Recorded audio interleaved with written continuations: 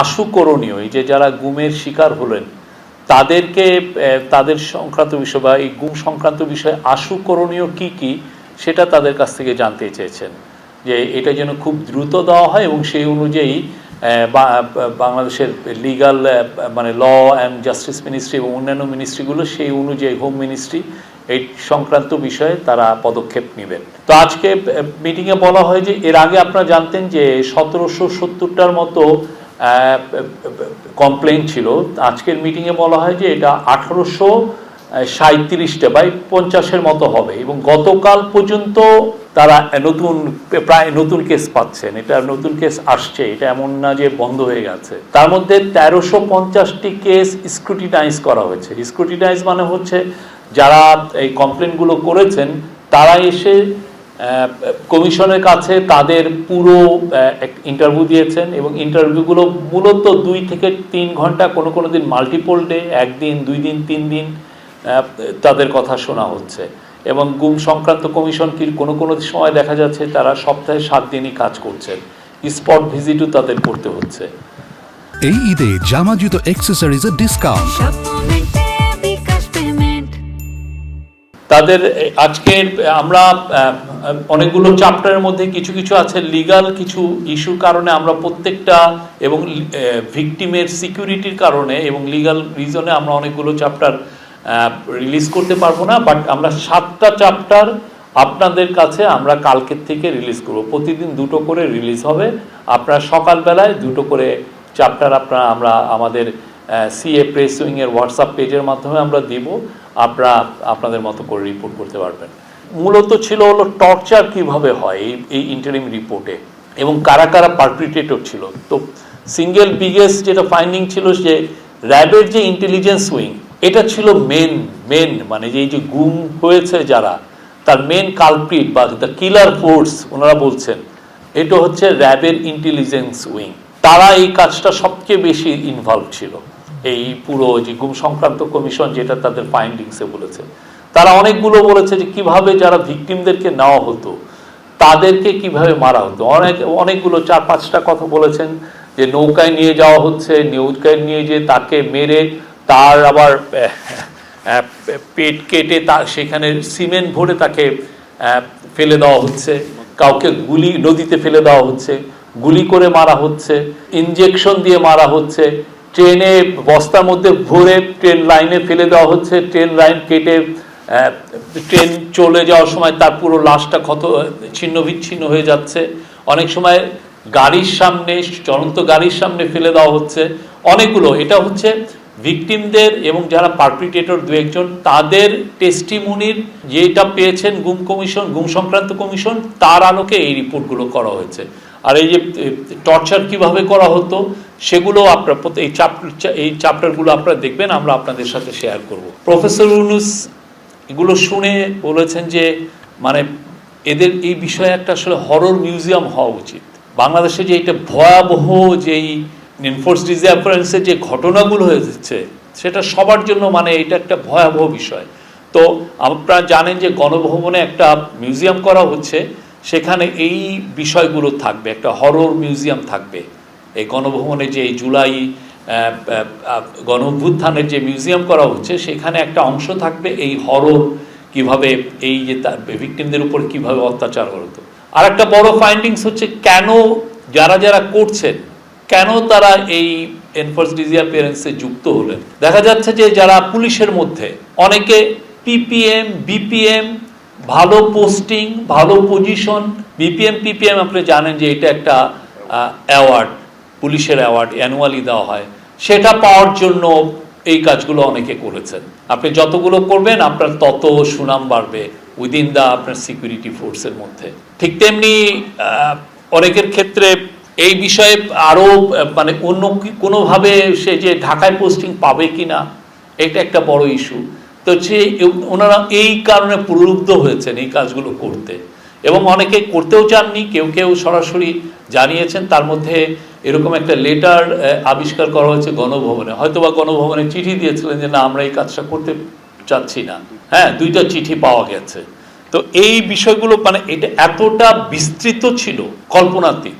আমরা আজকে পুরো এই প্রেস রিলিজটা দিয়েছি, কালকের থেকে আপনাদেরকে আমরা 7টা চ্যাপ্টার আমরা জনসম্মুখে আমরা রিলিজ করতে পারবো এবং প্রফেসর ইউনূস গুম সংক্রান্ত কমিশনকে বলেছেন তারা যেন তাদের একটা ওয়েবসাইট করে, সেই ওয়েবসাইটে যেগুলো পাবলিশেবল প্রত্যেকটা জিনিসই দেওয়া হবে। আপনারা এখন যখনই ওয়েবসাইটটা হয়ে যাবে আপনারা ভিজিট করতে পারবেন, দেখবেন কতটা ভয়ানক রকমের এটার বিস্তার পেয়েছিল।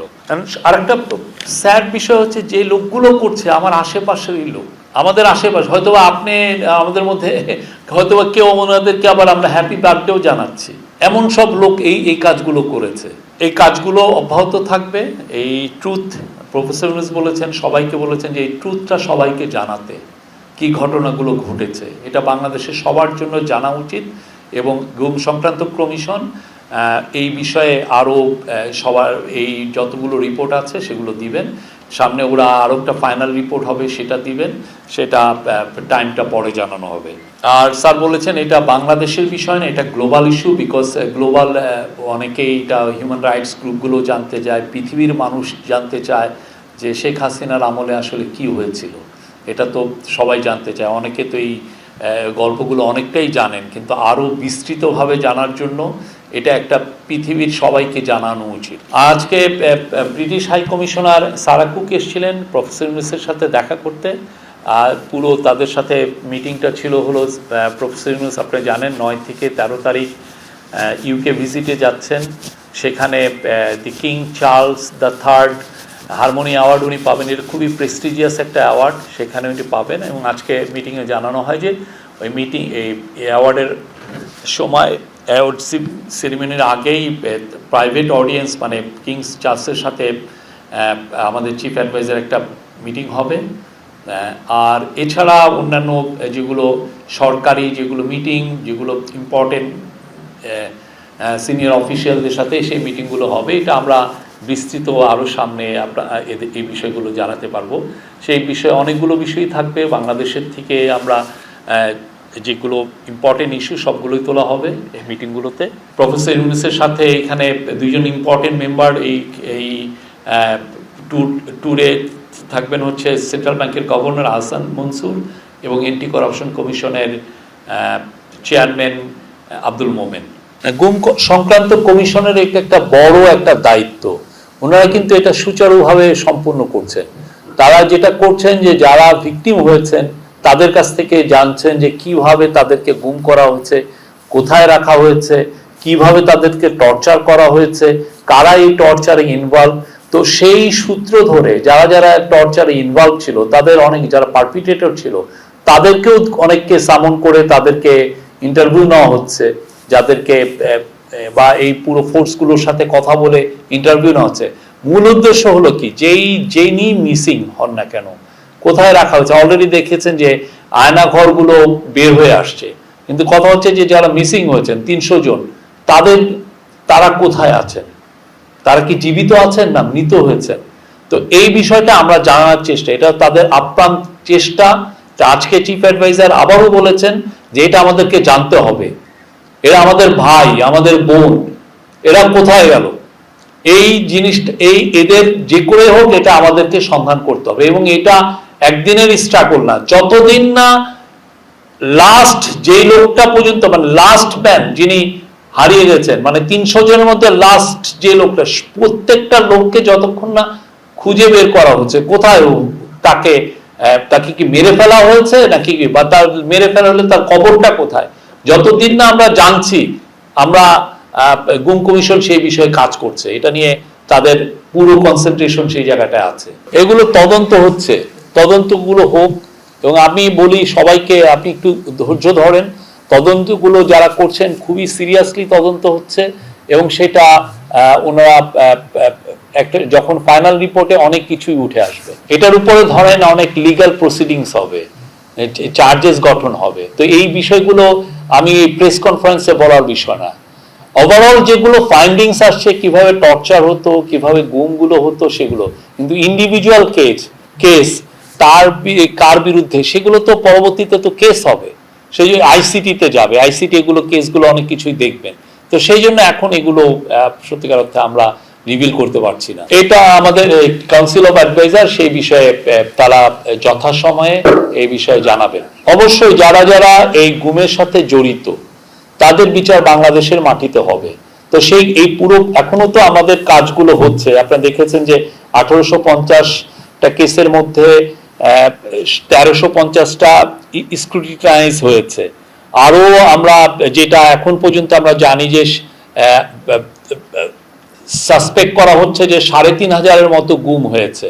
তো এই পুরো কেসগুলো ওরা কোথায় গেল, তাদের সন্ধানটা, এই কাজগুলো খুব স্লো, কাজগুলো খুব ডিটেইলে করতে হয়।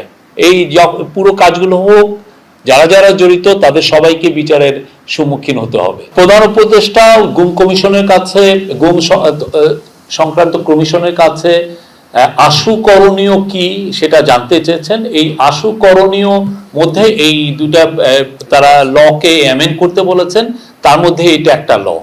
তো ওনারা এটা বলেছেন, ওনারা এই যথা মানে অফিসিয়াল চ্যানেলে এটা যেই মিনিস্ট্রিগুলো হ্যান্ডলিং করে, যেটা হোম মিনিস্ট্রি বা ল অ্যান্ড জাস্টিস মিনিস্ট্রি, তাদেরকে এটা জানাবেন এবং সেই অনুযায়ী ব্যবস্থা নেওয়া হবে। এটা নিয়ে তারা ডিটেল জানাবেন। বাট অ্যাসেট রিকভারি আমাদের তো একটা প্রায়োরিটি, সেটা তাদের ডিসকাশনে থাকবে।